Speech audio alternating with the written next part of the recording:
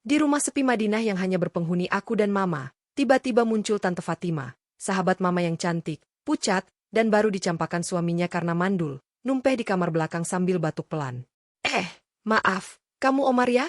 Bisiknya dengan senyum sayu yang bikin jantung remajaku berdegup aneh, dan dari secangkir teh mint hangat yang ia suguhkan, rahasia kami tumbuh, tatapan lama di sofa, pelukan malam angin gurun, hingga keajaiban 2 garis di tespek yang paksa kami halal. Siapa sangka, sahabat Mama jadi istri, dan Tante berubah jadi Umi Karim, cinta tak terduga yang manis seperti za'atar segar di roti pita pagi? Kisah ini terjadi 3 tahun yang lalu, saat aku baru lulus madrasah dan mulai menjalani masa-masa awal universitas. Usia masih 19 tahun, idealis, penasaran, dan belum banyak tahu soal dunia orang dewasa. Sore itu, aku baru saja pulang dari universitas. Seperti biasa rumah terasa sepi, Mama belum pulang dari kantor. Aku pun makan sendirian di meja makan, menyantap hidangan khas Arab seperti mansaf langganan Mama, praktis dan seadanya. Karena memang hanya kami berdua yang tinggal di rumah, Mama sibuk bekerja sebagai pegawai di Kementerian Pemerintahan di Madinah. Dan aku mulai sibuk dengan jadwal kuliah yang mulai padat. Tapi sore itu ada yang berbeda. Saat membereskan piring ke dapur, aku mendengar suara batuk dari arah kamar belakang. Kamar kosong yang dulu dipakai UMM Khalid, mantan pembantu kami yang berhenti karena menikah. Aku sempat diam. Itu suara wanita. Bukan Mama, jelas bukan. Penasaran aku melangkah pelan ke arah kamar yang sudah lama tak dihuni itu. Kugenggam knop pintunya dan membukanya perlahan. Di dalamnya, terbaring seorang wanita dengan abaya rumah milik Mama. Ia tampak kelelahan, dan dari wajahnya yang pucat, jelas ia sedang tidak sehat. Maaf, kamu pasti Omar ya? Aku Tante Fatima, sahabatnya Mama kamu, katanya terbata. Agak kaget karena aku mendadak muncul. Aku juga terkejut, wanita itu seusia Mamaku, sekitar akhir 30-an. Tapi penampilannya cantik, tenang, dan entah kenapa terlihat menyimpan banyak luka. Kulitnya putih bersih, rambut hitam lurus tergerai, dan meski hanya pakai abaya rumahan, aura anggunnya sulit diabaikan, matanya tampak sayu, tapi justru disitulah daya tariknya. Oh ya Tante, saya yang minta maaf ganggu istirahatnya, jawabku cepat, sedikit gugup. Aku menutup pintu dan berlalu tanpa banyak tanya. Menjelang petang, Mama pulang dari kantor dan mengenalkanku secara resmi pada Tante Fatima, tapi Tante hanya tertawa kecil dan berkata, kami sudah saling kenal, dengan cara yang cukup mengejutkan. Malamnya setelah makan bersama, Mama memintaku mengantar Tante Fatima ke dokter. Rupanya Tante sedang flu berat dan demam. Aku mengemudi, sementara mereka mengobrol di kursi belakang. Diam-diam aku mencuri dengar, penasaran dengan cerita Tante Fatima yang mulai membuatku tertarik. Ternyata Tante baru saja diceraikan suaminya. Ia diusir dari rumah, dalam keadaan sakit pula. Suaminya memilih menikah lagi karena mereka tak kunjung dikaruniai anak, dan ya karena itu pula, Tante Fatima kehilangan segalanya. Padahal dulunya Tante adalah pramugari, tapi ia berhenti bekerja setelah menikah atas permintaan suaminya yang posesif.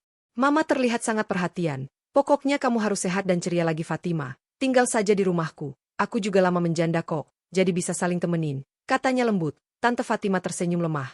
Makasih ya Aisyah, nggak percuma aku punya sahabat madrasah kayak kamu.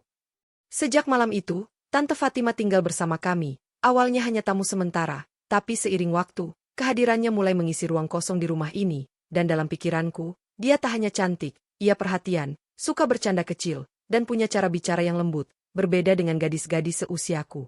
Kami mulai sering mengobrol, awalnya sekedar basa-basi, lama-lama aku merasa nyaman, terlalu nyaman. Kadang ketika Mama belum pulang dan hanya ada kami berdua di rumah, ada sesuatu yang terasa menggantung di udara, tatapan mata yang lebih lama dari seharusnya, senyum yang menyiratkan sesuatu yang belum terucap. Mama tak menyadarinya. Mungkin karena terlalu percaya. Ya anggap aja aku jadi pengganti pembantu kalian. Biar ada yang masak dan urus rumah, kata Tante suatu sore pada Mama sambil tertawa. Tapi tak ada yang menyangka, dari sebuah tawaran ringan di dapur itulah cerita ini mulai berubah arah. Aku yang masih muda dan polos, dia yang matang dan sendirian. Dan di antara kami, tumbuh sesuatu yang tak seharusnya. Namun semakin aku mencoba menjauh, semakin sulit rasanya untuk tidak jatuh. Sebulan setelah Tante Fatima tinggal bersama kami, suasana rumah memang jadi lebih hidup. Ada tawa, ada aroma rempah-rempah khas Arab setiap pagi, dan yang paling terasa, aku tidak lagi kesepian. Mama yang sering pulang larut malam karena rapat atau lembur di kantor kementerian, kini tak lagi membuat rumah terasa sepi. Ada Tante Fatima yang selalu menyambutku pulang dengan senyum hangat dan secangkir teh min buatan sendiri. Tante Fatima pun tampak berubah, wajahnya lebih berseri, sorot matanya tak lagi sendu seperti awal datang. Sedikit demi sedikit ia mulai bisa melupakan luka dari masa lalunya. Setiap hari, Tante sibuk mengurus rumah, memasak, membersihkan, bahkan mencuci baju kami dengan mesin cuci yang katanya jadi olahraga kecil.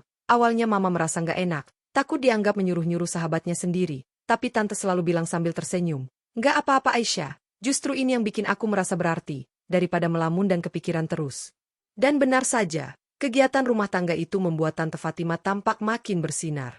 Entah kenapa, aku mulai memperhatikan hal-hal kecil darinya, cara dia tertawa pelan, rambutnya yang diikat asal saat masak, atau abaya santainya yang entah kenapa selalu tampak pas di tubuhnya. Dan yang paling bikin deg-degan adalah perhatian kecilnya padaku, kadang saat aku sedang di kamar ngerjain tugas universitas. Tante datang membawakan teh min dan sepiring roti pita dengan za'atar. Nih, buat kamu yang rajin belajar, tante kayak punya anak cowok beneran, katanya lembut. Aku cuma tertawa, meski jantungku kadang berdebar aneh, apalagi kalau mata kami bertemu sebentar dan tante buru-buru mengalihkan pandangan sambil nyengir malu. Sebenarnya aku punya pacar, Laila namanya. Kami sudah jadian sejak kelas 2 madrasah, tapi belakangan aku sering merasa bingung sendiri. Entah kenapa perasaan terhadap Tante Fatima mulai tumbuh, aneh memang tapi nyata. Puncaknya terjadi malam itu, Mama harus lembur lagi, dan hanya aku serta Tante yang ada di rumah. Kami duduk berdua di sofa, nonton acara di TV sambil ngemil kurma segar. Angin gurun yang lembut berhembus melalui jendela, membawa aroma pasir kering yang khas. Suara adzan maghrib dari masjid terdekat masih bergema samar di telinga, membuat suasana semakin intim. Obrolan kami mengalir ringan, dari kuliahku di universitas, pekerjaan Mama di kementerian, sampai cerita masa lalu Tante sebagai pramugari yang sering terbang ke berbagai oasis dan kota di Timur Tengah. Kamu tahu nggak Omar, dulu Tante sering ke Dubai, kota itu seperti mimpi, tapi sekarang, rumah ini lebih nyaman dari istana manapun, katanya sambil tersenyum, tapi ada nada sendu di suaranya. Aku menatapnya, Tante cantik banget, pasti banyak yang naksir. Tante tertawa kecil, tapi pipinya merona. Ah, kamu bisa aja, Tante udah tua, mana ada yang mau sama janda kayak Tante, kataku bercanda, tapi entah kenapa tanganku bergerak sendiri, menyentuh tangannya pelan. Tante nggak tua, Tante anggun, dan kalau aku bilang, aku suka Tante, gimana? Suasana hening sejenak, hanya suara angin gurun yang berhembus lembut. Tante menatapku dalam, matanya berkaca-kaca.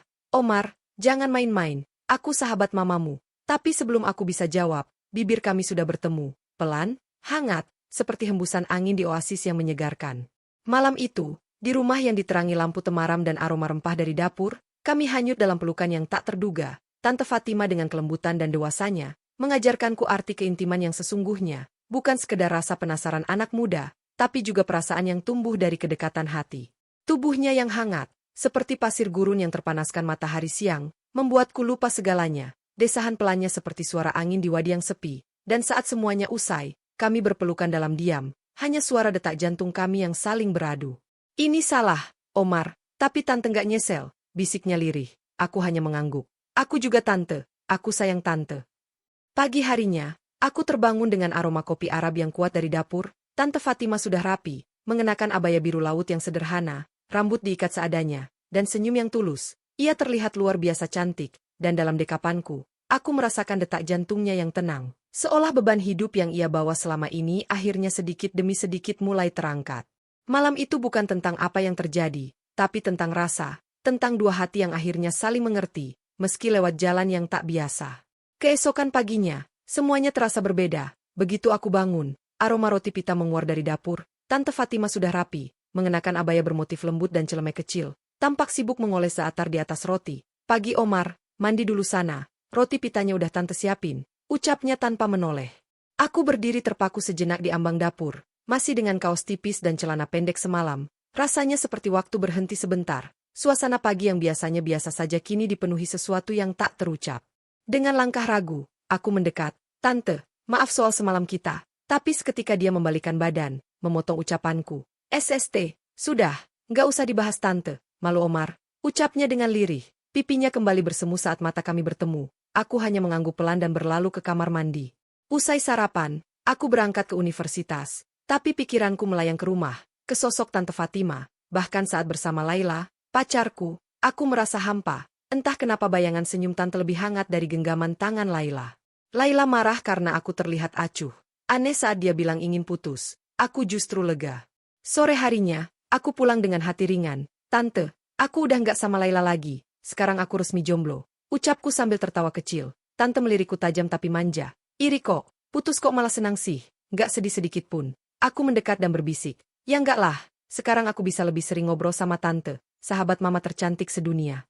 Tante tertawa geli, namun semburat merah di pipinya tak bisa disembunyikan.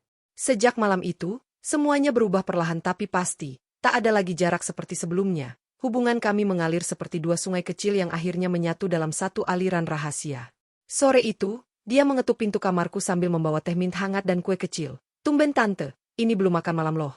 Mumpung mama kamu belum pulang dari Riyadh, tante pengen ngobrol lebih lama. Lagian kita kan sekarang sama-sama jomblo. Ucapnya sambil tersenyum penuh arti. Kami tertawa bersama, tapi tawa itu tak sekadar ringan. Ada sesuatu yang menggantung di udara. Dan seperti sebelumnya, perasaan itu kembali menyeret kami dalam gelombang yang tak bisa kami tolak.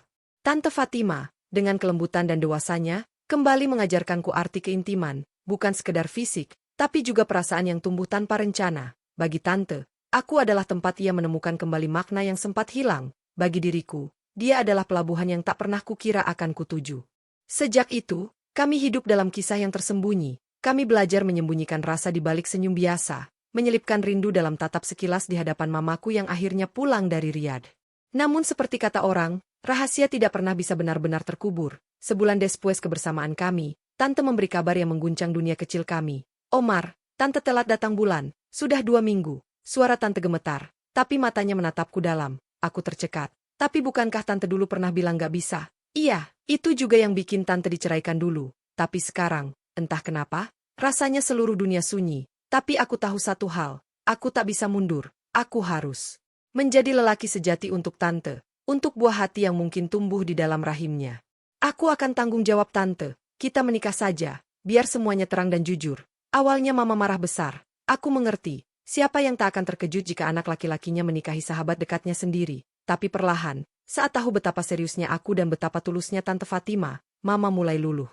Kini, 3 tahun sudah berlalu, aku telah lulus universitas, mendapat pekerjaan, dan resmi menjadi suami dari wanita yang dulu hanya kupanggil tante, dan yang paling membahagiakan, si kecil Karim, putra kami, kini jadi pusat dunia kami. Mama pun menyayanginya seperti cucu kandung, seolah semua luka lama telah terobati oleh tawa mungilnya.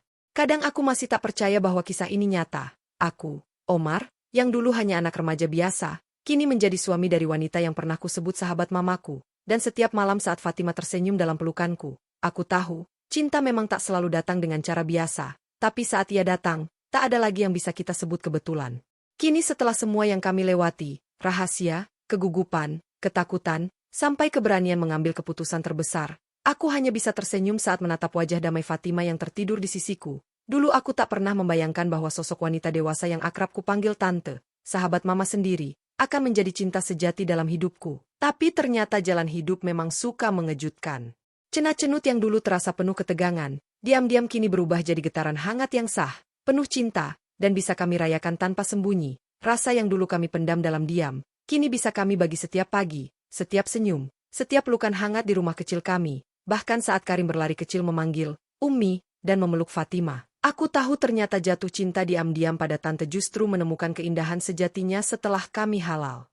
Lucu ya, bagaimana hidup bisa mempertemukan dua hati dari arah yang tak terduga. Dan kini setiap harinya, aku merasa bersyukur, karena cinta, meski datang dalam bentuk yang tak biasa, akan selalu menemukan jalannya, selama kita berani memilihnya dengan hati.